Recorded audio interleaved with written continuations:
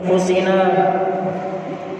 ومن سيئات أعمالنا من يهد الله فلا مضل له ومن يضلله فلا هادي له أشهد أن لا إله إلا الله وأشهد أن محمدا عبده ورسوله لا نبي ورسول بعده. قال الله تعالى في القرآن الكريم يا أيها الذين آمنوا اتقوا الله حق تقاته ولا تموتن إلا وأنتم مسلمون. وقال رسول الله صلى الله عليه وسلم اتق الله حيثما كنت وأتبع السيئة الحسنة تمحوها وخالق الناس بخلق حسن. أما بعد. Ma'asyiral muslimin, seluruh tamu undangan Allah Subhanahu wa taala yang semoga kita semuanya menjadi calon penghuni surganya Allah Subhanahu wa taala. Alhamdulillah, tentunya mengawali khutbah kita pada siang hari ini, marilah selalu kita memuji kepada Allah, selalu mengucapkan hamdalah alhamdulillah sebagai bentuk syukur kita kepada Allah, sebagai bentuk pujian kita kepada Allah, karena tidak ada yang pantas dipuji di dunia ini. Apalagi kita, tidak ada yang pantas kita sombongkan di dunia ini. Seberapa tinggikah pangkat kita, seberapa tinggikah jabatan kita, seberapa kayakah diri kita, tidak ada yang pantas kita sombongkan di dunia ini. Karena semuanya hanyalah titipan. Karena kita semuanya di sini hanyalah sementara di dunia ini. Oleh karena itu yang pantas, yang hanya mendapatkan pujian hanyalah Allah Subhanahu wa taala. Oleh karena itu terus kita marilah ucapkan di setiap detik-detik kita, di setiap kita mungkin ngobrol dengan teman, dengan tetangga, di warung, di sawah, di kantor dan lainnya, marilah terus kita ucapkan alhamdulillahirabbil alamin. Sebagai bentuk kita itu sebagai hamba Allah yang pandai bersyukur, sebagai bentuk kita itu bahwasanya kita hamba yang lemah.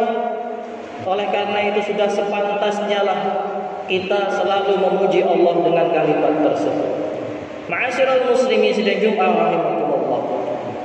Kita tahu di saat-saat ini terjadi sebuah musibah wabah yang kita semuanya sudah mengetahuinya. Oleh karena itu sebuah kenikmatan juga pada hari ini kita bisa melaksanakan sholat Jumat secara berjamaah. Karena di masjid-masjid sana, terutama di Magetan sendiri yang mungkin dekat dengan jalan raya besar, rata-rata ditutup oleh pihak kepolisian, oleh pemerintah. Oleh karena itu, marilah kita mengucapkan hamdalah lagi, mengucapkan bentuk kenikmatan ini. Alhamdulillah kita masih diperbolehkan untuk melaksanakan sholat Jumat secara berjamaah. Tentunya berbeda pahalanya dengan sholat Jumat atau sholat duhur pengganti sholat Jumat di rumah dengan ketika kita sholat Jumat di masjid ini. Walaupun pada saat sekarang ini diperbolehkan kalau kita pengen sholat Jumat di rumah alias diganti dengan menjadi sholat duhur. Karena ini merupakan pendapat dari banyak sekali para ulama, terutama dari Majelis Ulama Indonesia daerah Magetan, yang mengatakan bahwasanya Magetan kita ini, kabupaten kita ini merupakan zona merah. Ngawi tidak, Ponorogo tidak, Pacitan tidak. Dan semakin hari kita rasakan bahwasanya kemarin lusa saja saya lihat datanya, data orang yang terdampak positif corona ada sekitar 14 orang kemarin lusa saya lihat. Kemudian saya lihat kemarin, baru saja kemarin saya lihat sudah naik 30 orang yang terkena positif corona. Dan kemudian kemarin sore atau mungkin tadi malam saya lihat atau pagi tadi saya lihat ternyata sudah naik lagi mencapai 45 orang di Magetan kita ini yang terdampak positif corona. Oleh karena itu jemaah sekalian, memang benarlah yang dikatakan oleh banyak pihak, mungkin kedokteran, oleh pemerintah dan beberapa ulama di sana, ada Majelis Ulama Indonesia, untuk himbauan bagi kita semuanya, alangkah bagusnya ketika kita pergi ke masjid kita menggunakan aturan-aturan pemerintah yang ada, yang telah diperintahkan oleh pemerintah. Walaupun ini hanya sekedar himbauan, tapi ini adalah untuk yang terbaik bagi kita semuanya, yaitu mungkin memakai masker atau mungkin bisa menggunakan jarak yang kurang lebih 1 meter. Kalau di Arab sana, karena memang yang diperbolehkan hanya beberapa orang saja sehingga tidak memakai masker mereka. Karena memang sebenarnya ketika kita sholat memakai masker itu sebenarnya makruh, termasuk yang dibenci oleh Allah Subhanahu wa taala. Tapi dalam keadaan genting begini, tentunya semua ad-daruratu tubihul mahdhura.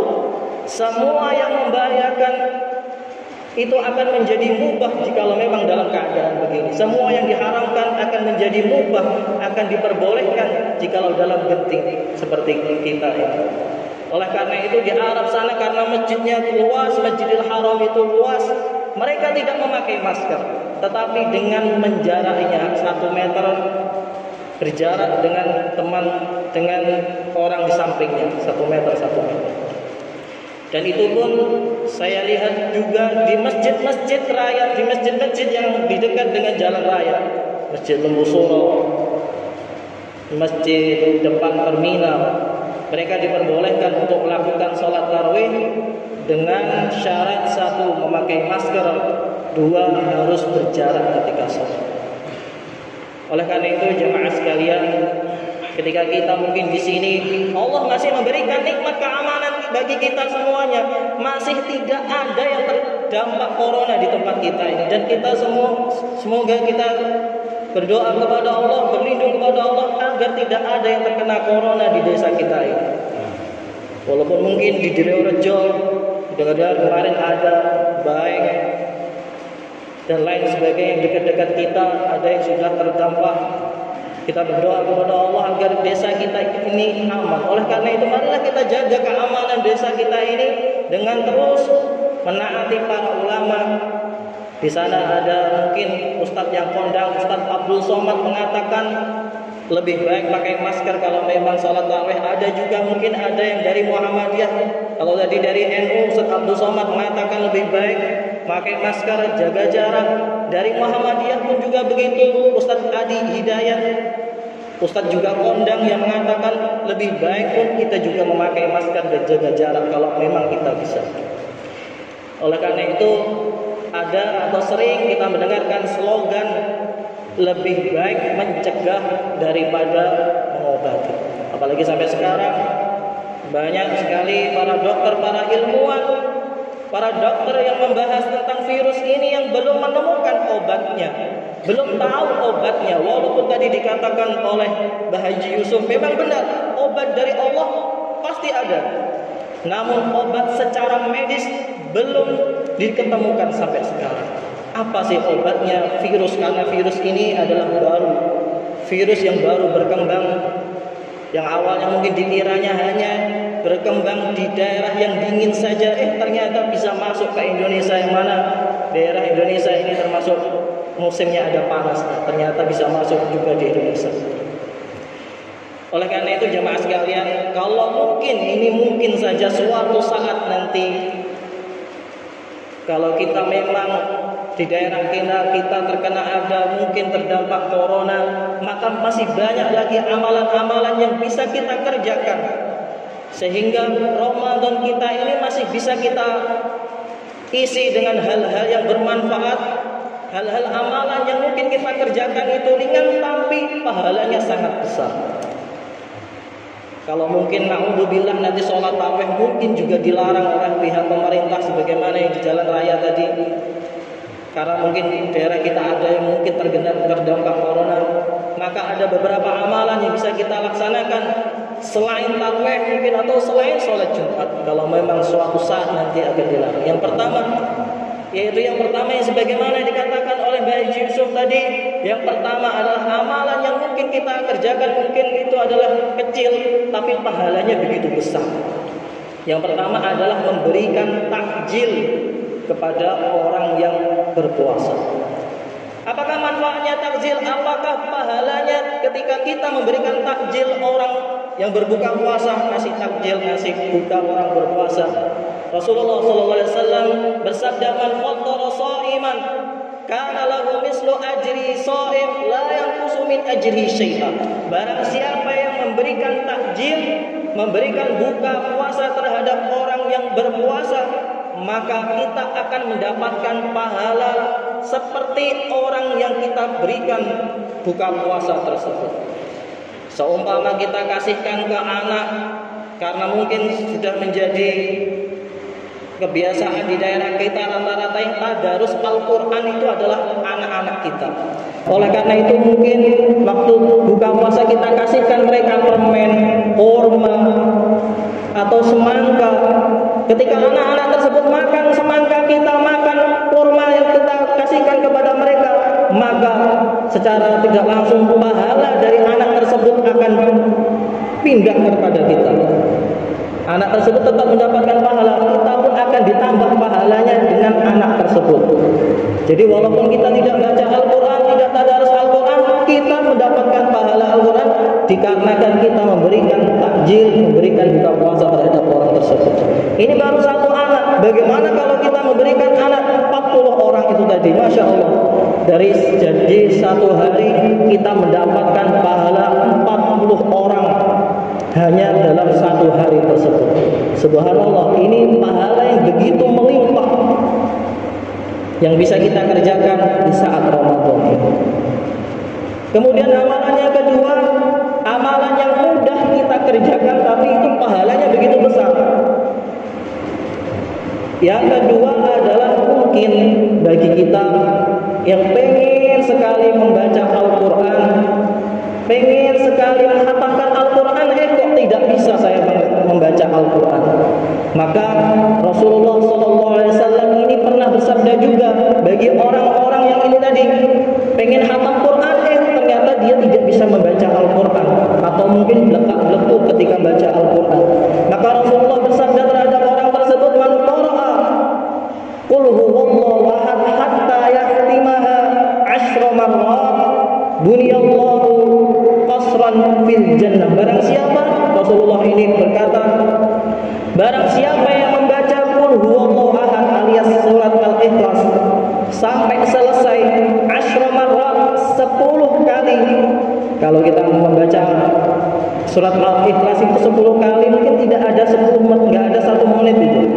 Tidak sampai 60 detik, tidak sampai 1 menit kita membaca qul huwallahu ahad sebanyak 10 kali. Maka Rasulullah SAW mengatakan pahala orang yang membaca surat Al-Ikhlas 10 kali, maka dia akan dibangunkan istana di surga. Ini mungkin ini adalah sesuatu yang gampang kita lakukan ketika lihat TV, mungkin kita baca itu tadi Allahu Ahad surat Al-Ikhlas dari, maka secara tidak langsung tidak sadar ternyata kita sudah dibangunkan istana oleh Allah Subhanahu wa taala di surga. Dan jika kita punya istana di surga, apakah mungkin kita bisa masuk surga?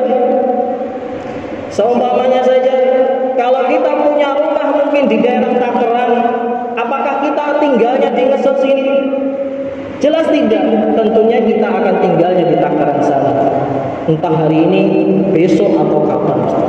Begitupun juga kita ketika Allah membangunkan istana di surga, entah pasti suatu saat nanti kita akan masuk surga tersebut, kita akan dibangunkan istana, kita akan menghuni istana kita itu yang ada di surga tersebut. Itulah amalan yang saya kira kita bisa melaksanakan semuanya ringan, tapi pahalanya begitu besar. Tidak hanya itu saja, kalau tadi tadi saya mengatakan 10 kali, Rasulullah pun juga bersabda, barang siapa yang membacanya 3 kali, atau Rasulullah juga bersabda, barang siapa membacanya 1 kali surat Al-Ikhlas, maka dia sama dengan membaca sepertiganya Al-Quran. Jadi kalau kita ingin menghatamkan Al-Quran dalam gak sampai 1 menit, cukup membacanya 3 kali surat Al-Ikhlas, maka itu sama dengan kita menghatamkan Al-Quran. Dan masih banyak lagi jemaah sekalian, mungkin kalau dibahas masih banyak lagi amalan-amalan yang saya rasa kita tuh ringan mengamalkannya kalau kita mau. Karena memang dunia ini adalah makan ibadah, tempat untuk ibadah, tempat untuk nyari sangu. Ketika kita meninggal, apakah kita masih bisa nyari sangu? Tidak, jemaah. Kecuali 3 hal. Punya anak yang soleh, bisa mengajarkan ilmu yang bermanfaat, kemudian sedekah jariyah. Ini 3 hal yang bisa yang ketika kita meninggal, amalan-amalan kita tersebut masih bisa, pahalanya masih bisa terkirimkan kepada kita. Tetapi 3 hal, selain 3 hal tersebut, kita tidak akan bisa mendapatkan sangu pahala ketika kita meninggal kelak. Oleh karena itu jemaah sekalian, ini bulan Ramadan, mari terus kita lakukan amalan-amalan yang ringan-ringan tersebut. Saya rasa amalan tersebut ringan, mudah dikerjakan. Yang penting mau atau tidak, ini untuk masa depan kita semuanya. Semoga sedikit ini bisa bermanfaat. Barakallahu li wa lakum fil Qur'anil 'azim wa nafa'ani wa iyyakum bima fihi minal ayati wa dzikril hakim wastaghfiruhu innahu huwal ghafurur rahim. Allahumma salli ala sayyidina Muhammad wa ala sayyidina Muhammad.